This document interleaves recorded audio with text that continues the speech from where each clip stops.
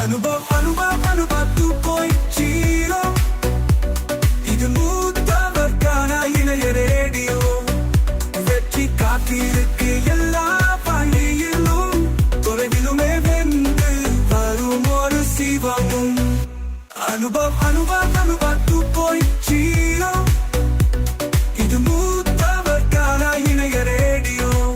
நீங்கள் கேட்டுக்கொண்டிருப்பது புதுச்சேரி மற்றும் கடலூரில் இருந்து ஒலிக்கும் அனுபவ் 2.0 இணைய ரேடியோ.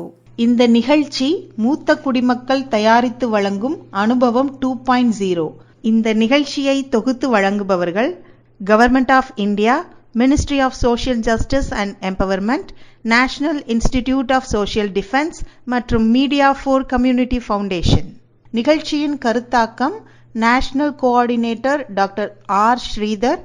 அனுபவ 2.0 இது மூத்தவர்கான இணைய ரேடியோ. வெற்றி காத்திருக்கு எல்லா பணியிலும், தொலைவிலுமே வென்று வரும் ஒரு சிவமும். அனுபவ 2.0 இது மூத்தவர்கான இணைய ரேடியோ. நேயர்களே, நம்முடைய அனுபவ் 2.0 நிகழ்ச்சியில் இப்பொழுது சித்த மருத்துவர் டாக்டர் ராஜலக்ஷ்மி அவர்கள் முதியோர்களுக்கு ஏற்படும் நோய்களை சித்த மருத்துவத்தின் மூலம் எப்படி குணப்படுத்தலாம் என்பது பற்றி கூறுகிறார். வாங்க கேட்கலாம். அனைவருக்கும் வணக்கம். நான் டாக்டர் ராஜலக்ஷ்மி, சித்த மருத்துவர். முதியோரின் நலனில் சித்த மருத்துவம் என்ற தலைப்பில் பேச வந்திருக்கிறேன். இது முதியோர்கள் அப்படின்னு சொல்லும்போது நம்ம முக்கியமா அவங்களுக்கு நம்ம கேர் எடுத்து பலவிதமான இன்னல்கள் இன்றைய காலகட்டத்துல அவங்க சந்திச்சுட்டு இருக்காங்க. ஸோ அவங்களுக்கு நம்ம கண்டிப்பா அவங்களுக்கு முக்கியத்துவத்தை கொடுத்து என்னெல்லாம் நம்ம சித்த வைத்தியத்துல நம்ம மருத்துவத்துல நம்ம பண்ணலாம், ஈஸியா அவங்களுக்கு அன்றாட வாழ்வியல்ல அவங்க உணவு முறைகள் எப்படி ஈஸியா இருக்கும், என்ன மூலிகைகள் நம்ம உட்கொள்ளலாம் அப்படின்னு சொல்றதுக்கு தான் நம்ம வந்துட்டு இருக்கோம். ஸோ இப்போ முதியோர்கள் அப்படின்னு சொல்லும்போது நமக்கே தெரியும் அவங்களுக்கு பலவிதமான நோய்கள் இருக்குது. அதுல இப்ப சித்த மருத்துவம் அப்படின்னா நம்ம என்ன அப்படின்னு உங்களுக்கு ஒரு சந்தேகம் இருக்கும். ஸோ அது அது என்ன மருத்துவம், நாட்டு வைத்தியமா, அந்த மாதிரிலாம் நிறைய சந்தேகங்கள் இருக்கும். ஸோ நம்ம சித்த மருத்துவம் அப்படின்னு சொல்லும்போது என்னன்னா, இது மெயினா உணவே மருந்து, மருந்தே உணவு என்ற கான்செப்ட்ல தான் இருக்கு. இதுல முக்கியமா நாங்க என்ன அப்படி சொல்லுவோம்னா, மருந்து குடுப்போம். கூட உணவுல நம்ம என்னெல்லாம் கடைபிடிக்கலாம். பிரிவென்ஷன் இஸ் பெட்டர் தென் கியூர்ன்னு சொல்லுவோம் இல்லையா? நோய் நம்ம வர்றதுக்கு முன்னாடி நம்ம தடுக்கிறது தான் ரொம்ப ரொம்ப முக்கியம் அப்படின்ட்டு நாங்க சொல்லுவோம். ஸோ நம்ம தடுக்கிறதுக்கு என்னென்னலாம் நம்ம பயன்படுத்துது அப்படின்னு சொல்லிட்டு சித்த மருத்துவத்துல சொல்றாங்க. கூட சித்தர்கள்னால உருவாக்கப்பட்டது தான் இந்த சித்த மருத்துவம். இது ரொம்ப பழமையான மருத்துவம். ஸோ தேரையர் அந்த காலத்திலே பாருங்களேன், நம்ம என்னென்னலாம் பண்ணா நம்ம நோய் நமக்கு வராம தடுக்கும் அப்படின்னு சொல்லிட்டு பிணியணுகா விதி அப்படின்ற ஒரு டாபிக்க கொடுத்து அதுல நம்ம என்னெல்லாம் நம்ம ஃபாலோ பண்ணலாம்னு சொல்லியிருக்கிறாரு. அதை நான் சொல்றேன். அதை நீங்க முடிஞ்ச வரைக்கும் நீங்க நம்ம ஃபாலோ பண்ணக்கூடியதான். ரொம்ப எளிமையான ஒரு வாழ்வியல் முறை மாதிரியே சொல்லியிருக்கிறாரு. ஸோ அதெல்லாம் நம்ம ஃபாலோ பண்ணாவே நமக்கு ஒரு நோய் இல்லாம தடுக்கிறதுக்கும், இப்ப நம்ம ஏஜ்ல ரொம்ப கொஞ்சம் ஏஜ் ஆன ஒரு 60 வயசுக்கு மேல இருக்கிறதுனால நிறைய பேருக்கு சர்க்கரை வியாதி இருக்கலாம். 40, 45 வயசுல சர்க்கரை வியாதி, பிபி இருந்திருக்கலாம். ஸோ இந்த வியாதிகள் எல்லாம் நிறைய வந்துட்டு அதை நம்ம ஒழுங்கா பராமரிச்சிருந்தா காம்ப்ளிகேஷன்ஸ் இல்லாம இப்பயும் நீங்க ஃபாலோ பண்ணிட்டு இருக்கலாம். ஸோ சில பேர் காம்ப்ளிகேஷன்ஸ் வரக்கூடிய வாய்ப்புகள் இருக்கு. நிறைய இந்த மாதிரி ப்ராப்ளம்ஸ் எல்லாம் இருக்கும்போது நம்ம இந்த வாழ்வியல் முறை நோயணுகா விதின்ற இதுல நம்ம ஃபாலோ பண்ணீங்கன்னா உங்களுக்கு ரொம்ப ரொம்ப நிறைய நீங்களே கைக்கொண்ட பலனா உங்களுக்கு நிறைய ஃபீல் பண்ணுவீங்க. உடல் ஆரோக்கியமா இருக்கிற மாதிரி நீங்க ஃபீல் பண்ணுவீங்க. ஸோ அதுல என்னென்ன சொல்லியிருக்காங்க அப்படின்னு சொன்னாங்கன்னா, வெந்நீர்ல தான் நம்ம குளிக்கணும் அப்படின்னு சொல்லிட்டு ஒண்ணு சொல்லியிருக்கிறாங்க. எண்ணெய் குளியல் சொல்லியிருக்கிறாங்க. நம்ம ஃபாலோ பண்றோமா அப்படின்றது நிறைய பேர் இப்ப ஃபாலோ பண்றது கிடையாது. ஸோ எண்ணெய் குளியல் ரொம்ப முக்கியமா சொல்லியிருக்கிறாங்க. நிறைய மெடிக்கேட்டட் ஆயில்ஸ் சித்த மருத்துவத்துல இருக்குது. மூலிகையில் சேர்ந்த மருந்துகள்லாம், எண்ணெய் தைலங்கள் இருக்குது. ஸோ அந்த தைலங்களை நம்ம தேய்ச்சி குளிக்கும் போது நம்ம உடம்புல இருக்கிற தோஷங்கள், மெயினா வாத பித்த கபம் அப்படின்ற 3 குற்றங்கள் இருக்கு. சோ அந்த 3 குற்றங்கள் சமநிலையில இருந்ததுன்னா நல்லா இருக்கும், ஆரோக்கியமா இருக்கிறோம்னு அர்த்தம். அந்த 3 குற்றங்களும் தன்னோட நிலை மாறி இருக்கும்போது நோய் வரும். சோ இந்த எண்ணெய் தேய்ச்சி தலை குளிக்கிறது ஏன் நாங்க சொல்றோம்னா, அந்த 3 தோஷங்களும் தன்னோட நிலைக்கு வந்துரும். சோ நமக்கு பிணியிலிருந்து நம்ம வந்து ஓரளவுக்கு நம்ம பாதுகாக்கக்கூடிய தன்மைகள் உண்டாகுது.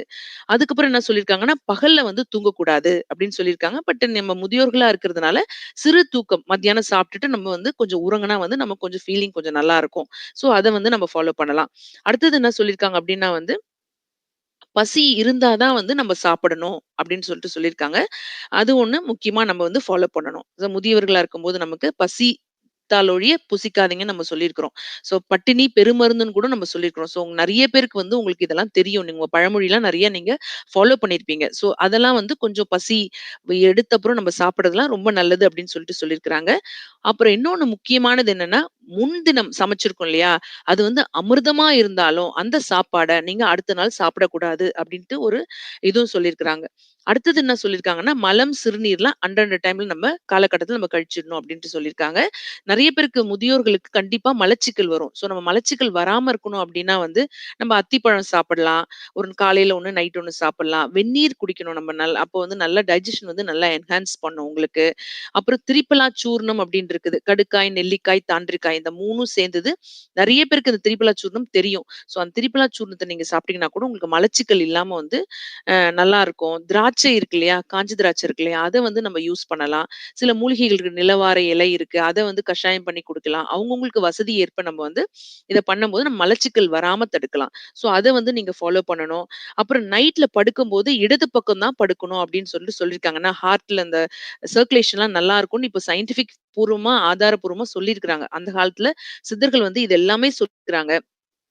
பால் சாப்பிடணும்னு சொல்லியிருக்கிறாங்க. தயிர்ல வந்து புளித்த தயிர் சாப்பிடணும் அப்படின்னு சொல்லியிருக்காங்க. கிழங்கு வகைகள்ல வந்து கருணை தவிர மத்த கிழங்கு வகைகள் சாப்பிடாதீங்க அப்படின்னு சொல்லியிருக்கிறாங்க. வாழையில வந்து வாழை பிஞ்சு வந்து நீங்க சாப்பிடுங்க. அது உடம்புக்கு ரொம்ப நல்லது அப்படின்ட்டு சொல்லியிருக்கிறாங்க. இதெல்லாம் பாருங்களேன், ரொம்ப வந்து அந்த காலத்துல வந்து இது எல்லாமே மரநிழல்ல தூங்காதீங்கன்னு சொல்லியிருக்கிறாங்க. இப்ப ஆராய்ச்சி சயின்டிஃபிக் ஆராய்ச்சி பண்ணதுல வந்து இதெல்லாம் வந்து நெறைய ஃபேக்ட்ஸ் வந்து அவங்க சொன்னதெல்லாம் வந்து உண்மை அப்படின்னு நெறைய வந்து தெரிய வருது. இதெல்லாம் பார்க்கும்போது நமக்கு வந்து ரொம்ப ஆச்சரியமா இருக்குது. வந்து பூ வந்து நைட்ல வந்து முகராதீங்க. இந்த மாரி நெறைய நான் இப்ப சொன்னதெல்லாம் வந்து பிணி அணுகா விதி அப்படின்னு சொல்லியிருக்காங்க. ஸோ இதெல்லாம் நம்ம வந்து ஒண்ணு ரொம்ப ஃபுல்லா ஃபாலோ பண்ணலாம்னா கூட, ஒரு கொஞ்சம் உங்களால முடிஞ்ச அளவுக்கு ஃபாலோ பண்ணீங்கன்னா, உங்களுக்கு வந்து ரொம்ப நல்லாருக்கும். இன்னொன்னு வந்து முக்கியமா வந்து அ மெயினா இப்போ வந்து நமக்கு வந்து முதியோர்களா இருக்கும்பொழுது நமக்கு வந்து என்னென்ன ப்ராப்ளம்லாம் வரும் அப்டின்னா வந்து, ஒரு ரெஸ்பிரேட்டரி ப்ராப்ளம். அதாவது என்ன என்ன இது சித்த வைத்தியத்துல என்ன சொல்லியிருக்காங்கன்னா, 3 காலமா நம்ம வந்து 100 ஆயுட்காலம் சொல்லியிருக்கிறாங்க. இத 3 காலமா பிரிச்சிருக்காங்க. வாத காலம் வந்து முதல் 33 வருஷம் வந்து வாத காலம். அடுத்த 33 வருஷம் வந்து பித்த காலம். அடுத்த 33 வருஷம் வந்து கப காலமா பிரிச்சிருக்காங்க. ஸோ நம்ம வந்து எந்த ஸ்டேஜ்ல இருக்கிறோம்? அப்ப கப காலத்துல இருக்கிறோம். ஸோ நம்ம கபத்த இன்கிரீஸ் பண்ற மாரி, அதிகப்படுத்துற மாரி நம்மளோட வாழ்வியல் முறையோ, நம்ம உணவு முறைகளோ இல்லாம பார்த்துக்கணும். அதுதான் ரொம்ப ரொம்ப முக்கியம். கபம் தான் வந்து கொஞ்சம் பிரச்சனையா இருக்கும். அதனால நம்ம ரெஸ்பிரேட்டரி ப்ராப்ளம்ஸ்லாம், நுரையீரல் சம்பந்தமான பிரச்சனைகள் இதெல்லாம் வராம நம்ம பார்த்துக்கிறது ரொம்ப ரொம்ப நல்லது. அப்ப நம்ம என்ன பண்ணலாம்? ஆடதோட இலை தெரியும் இல்லையா? ஆடதோட இலைய வந்து நீங்க கஷாயம் பண்ணி குடிக்கலாம். எப்பயாவது வாரத்துல 2 நாள். ப்ராப்ளம் இருந்தாலும் சரி, இல்லைனாலும். கற்பூரவள்ளி உங்களுக்கு எல்லாமே தெரியும். அத வந்து நீங்க கஷாயம் பண்ணியோ, இல்லனா ஒரு 2 இலைய வந்து சுவைச்சு சாப்பிடலாம். அந்த மாரிலாம் அதனோட அந்த இலை வந்து ரொம்ப ஜூஸியா இருக்கும் கற்பூரவள்ளி இலை. ஸோ அத நசுக்கி, அதனோட சாறு எடுத்து தேன் கலந்து கூட சர்க்கரை வியாதி இல்லாதவங்க அந்த மாரி கூட சாப்பிடலாம். மிளகு சேர்த்துக்கலாம். திரிகடுகு அப்படின்னு சொல்லுவாங்க. திரிகடுகுன்னா, சுக்கு, மிளகு, திப்பிலி. இது வந்து திரிகடுகுன்னு சொல்லுவாங்க. ஸோ இந்த திரிகடுகு வந்து நீங்க பவுடரா கூட கடைகள்ல கிடைக்குது.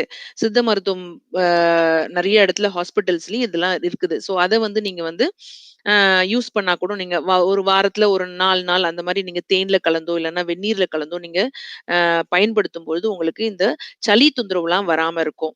ஸோ வந்து நீங்க வந்து சித்தரத்துன்னு ஒரு மூலிகை இருக்கு. அத என்ன பண்ணலாம்னா, நீங்க ஜஸ்ட் ஒரு வாயில ஒரு பிட்டு இது பண்ணி சவச்சு நீங்க ஊறல் நீர் மாரி அத வந்து நீங்க எடுத்துட்டு வரும்போது கூட உங்களுக்கு அந்த இருமல் தொந்தரவு, கொரோனாக்கு அப்புறமா நெறைய இந்த பிரச்சனைகள், வறட்டு இருமல், நாள்பட்ட இருமல் இந்த மாரிலாம் பிரச்சனைகள் இருக்கு. ஸோ இதுக்கெல்லாம் வந்து நீங்க என்ன பண்ணலாம்னா, இந்த மாதிரி கை வைத்தியமா உங்களுக்கு மருந்து எடுத்துக்கிட்டாலும், நீங்க ஏதாவது அ மருந்துகள் அதுக்காக எடுத்துக்கிட்டாலும், கூட வந்து இத நீங்க சாப்பிடும்பொழுது, அது ஒரு ஊக்கிவி மாரி ஹெல்ப் பண்ணி, உங்களுக்கு வந்து இந்த மாதிரி இருமல் பிரச்சனைய, சுவாச பிரச்சனைகள்லாம் வராம தடுக்கிறதுக்கு ரொம்பவே ஹெல்ப் பண்ணும். கூட வெந்நீர் வந்து நீங்க கண்டிப்பா வந்து முதியவர்கள் வந்து வெந்நீர் இந்த மாதிரி வந்து அருந்துறதுனால சளி பிரச்சனைகள், கப பிரச்சனைகள் இதெல்லாம் வராம தடுக்கிறதுக்கு ரொம்ப ஹெல்ப்ஃபுல்லா இருக்கும். அப்புறம் முக்கியமா என்னன்னா, இவங்களுக்கு வந்து டைஜஸ்டிவ் டிஸார்டர்ஸ், அதாவது கொ ம் கொ கோரா இது வந்து அம் உணவு சம்மந்தமான பாதையில வந்து நெறைய தொந்தரவுகள் வரலாம். சில பேருக்கு வந்து வயிறு எரிச்சல் இருக்கலாம்.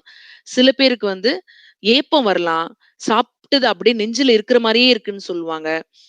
மோஷன் சரியா போவாம இருக்கும். வயிறு உப்பிக்குது அப்படின்னு சொல்லுவாங்க. வயிறு உப்புசமா இருக்கு. எனக்கு வந்து கேட்டா நம்ம என்ன சொல்லுவாங்கன்னா, பெரியவங்கலாம், முதியவர்கள் என்ன சொல்லுவாங்கன்னா, "எனக்கு பசியே எடுக்கலம்மா, எனக்கு வேணாம்மா" அப்படின்னு சொல்லிட்டு சொல்லுவாங்க. ஸோ அதெல்லாம் வந்து அவாய்ட் பண்றது நம்ம என்ன பண்ணலாம் அப்படின்னா வந்து, சுண்டைக்காய் இருக்கு இல்லையா? சுண்டை வற்றல் சூர்ணம் அந்த மாதிரி இருக்கு. ஸோ அத வந்து நம்ம உணவுல வந்து சுண்டை வற்றல் வாங்கிட்டு நம்ம வந்து உணவுல வந்து பொடி பண்ணி கூட நம்ம நம்மளோட சாப்பாட்டுல ஃபர்ஸ்ட்டு சாப்பிடுறோம் இல்லையா? அதுல வந்து அந்த சுண்டைக்காய் வந்து பொடி பண்ணி, அத ஃபர்ஸ்ட்டு சாப்பிட்டுட்டு கூட நீங்க உணவு சாப்பிடலாம். இன்னொன்னு வந்து நெறைய இந்த சுக்கு மிளகு திப்ளி சொன்னேன் இல்லையா? அது கூட வந்து ஏலக்காய், சீரகம் இதெல்லாம் வந்து சேர்த்து கூட பவுடர் பண்ணி ஒரு 1/2 ஸ்பூன் வெந்நீர்ல சாப்பிட்டா கூட உங்களுக்கு செரிமான சக்தி நல்லா தூண்டும். அது மாரி ஓம தீநீர் கிடைக்குது, கடைகள்ல கிடைக்குது. ஸோ அத வந்து வாரத்துல ஒரு 5 நாள்ல ஒரு 2 நாள், 3 நாள் அந்த மாரி சாப்பிடுறது. இதெல்லாம் அந்த உணவு பழக்கங்கள கொஞ்சம் கொஞ்சம் மாற்றுனீங்கன்னா வந்து உங்களுக்கு வயிறு வந்து சரியா இருந்தாவே எல்லா நோயும் வந்து சரியாகும்ன்னு சொல்லுவாங்க. எல்லா நோய்க்கும் மூல காரணமே ஆமம். வயித்துல வந்து தங்கிட்டு இருக்கிறதுனால தான் வந்து நெறைய பிரச்சனைகள் வருது. ஸோ அது வந்து நல்லா இருந்ததுன்னா, வயிறு வந்து எந்த ப்ராப்ளமும் இல்லாம இருந்தா வந்து, இந்த மத்த நோய்கள்லாம் வந்து வராம தடுக்கலாம் அப்படின்னு சொல்லிட்டு சொல்றாங்க. அப்புறம் அடுத்தது வந்து, அம் தோல் வறட்சி, இதுலலாம் வந்து ரொம்ப அவங்களுக்கு பாதிப்பு அதிகமா இருக்கும். ஸோ அத வந்து வந்து அவாய்ட் பண்றதுக்கு நெறைய எண்ணெய்கள் இருக்கு. அருகம்புல் தெரியும் இல்லையா உங்களுக்கு? அருகன் தைலம், புங்கத் தைலம் இந்த மாரி நெறைய எண்ணெய்கள் இருக்கு. ஸோ அந்த எண்ணெய் வந்து நம்ம தோல்ல தடவிக்கிட்டா வந்து இந்த மாரி பிரச்சனைகள், வறட்சியான தோல் வறட்சி வந்து வராம தடுக்கலாம். உடல் சோர்வு, ரொம்ப பலவீனம் இந்த மாரி இருக்கும் பொழுது அஸ்வகந்தா, சில மெடிசின்ஸ்லாம் இருக்கு. ஸோ அத வந்து நீங்க யூஸ் பண்ணிக்கலாம். முக்கியமா இன்னொன்னு என்னன்னா, முதியோர்களுக்கு வந்து அ ஸ்ட்ரெஸ் மன அழுத்தம் வந்து அதிகமா இருக்கு. ஸோ வந்து நம்ம ஸ்ட்ரெஸ் வந்து குறைக்கிறதுக்கு என்ன பண்ணணுமோ, அதெல்லாம் வந்து நம்ம வந்து பண்ணணும். அதுக்கப்புறம் ஏதாவது உங்களுக்கு ஏதாவது ப்ராப்ளம் இருந்தா மனசுல வச்சுக்காம, மனம் வாய் விட்டு பேசினா நோய் விட்டு போகும் அப்படி சொல்லுவாங்க இல்லையா? ஸோ அந்த மாதிரி நீங்க கொஞ்சம் மத்தவங்க கூட இன்டராக்ட் பண்ணும்போது சோசியல் வெல் பீயிங் சொல்லுவாங்க. ஆரோக்கியம் அப்படின்னா WHOல உலக சுகாதார நிலையம் என்ன சொல்றாங்க அப்படின்னா வந்து, நம்ம ஹெல்த்தியா இருக்கிறது அப்படின்னு நம்ம சொன்னோம்னா, நம்ம உடலும் நல்லா இருக்கணும், மனமும் நல்லா இருக்கணும், சுற்றுப்புறமும் நல்லா இருக்கணும். எல்லாமே வெல் பீயிங்கா இருந்தா தான் நம்மள ஆரோக்கியமா இருக்கிறாங்க அப்படின்ட்டு சொல்லுவாங்க. ஸோ அது வந்து நம்ம வந்து முக்கியமா பார்த்துக்கணும். நேயர்களே, இந்த அனுபவம் 2.0 நிகழ்ச்சி இத்துடன் நிறைவு பெறுகிறது. இந்த நிகழ்ச்சியின் ப்ராஜெக்ட் கோஆர்டினேட்டர் ஆஷிஷ் திவாரி மற்றும் இந்த நிகழ்ச்சியை தயாரித்து வழங்குபவர் திரு எஸ். பாலமுருகன். நிறைவாக சீனியர் சிட்டிசன் உதவிக்கான டோல் ஃப்ரீ ஹெல்ப்லைன் நம்பரை உங்களுக்காக ஞாபகப்படுத்துகிறேன். 145667. இந்த டோல் ஃப்ரீ எண் காலை 8 மணியிலிருந்து இரவு 8 மணி வரை செயல்படும். மீண்டும் அடுத்த அனுபவம் 2.0 நிகழ்ச்சியில் சந்திக்கிறேன். அதுவரை உங்களிடமிருந்து விடைபெறுவது டாக்டர் எஸ். அனிதா. நன்றி, வணக்கம். அனுபவ் 2.0